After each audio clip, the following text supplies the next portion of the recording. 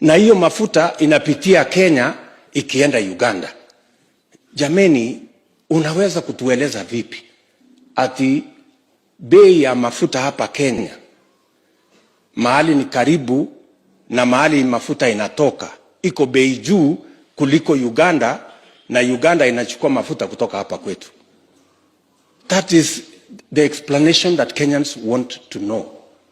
The corruption cartel at the Ministry of Petroleum should explain to Kenyans why dealers have increased their profits from 9 shillings to 12 shillings.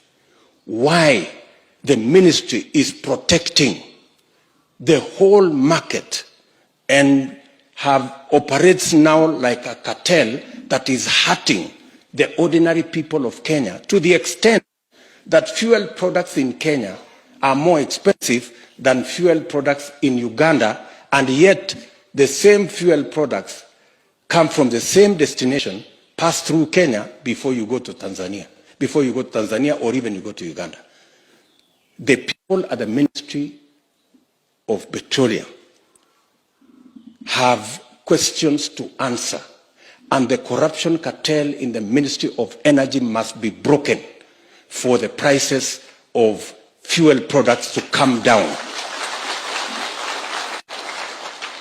We must say it unequivocally that there is no other reason.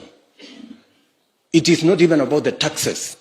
It is about the corruption in the Ministry of Petroleum that is aiding a few companies to make super profits while the ordinary citizen in Kenya is suffering high prices. The cartel at the Ministry of Petroleum Products must be dismantled for fuel products, their prices to come down. And we expect it to happen yesterday.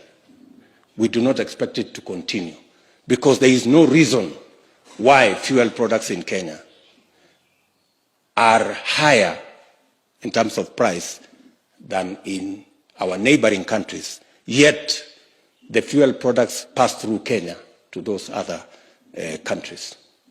So watu wasiendelee kutupigisha story ati imekosekana mtu ya kujibu. Inakosekana mtu ya kujibu namna gani? Na tuko na a whole state department that is responsible for matters to do with petroleum in Kenya.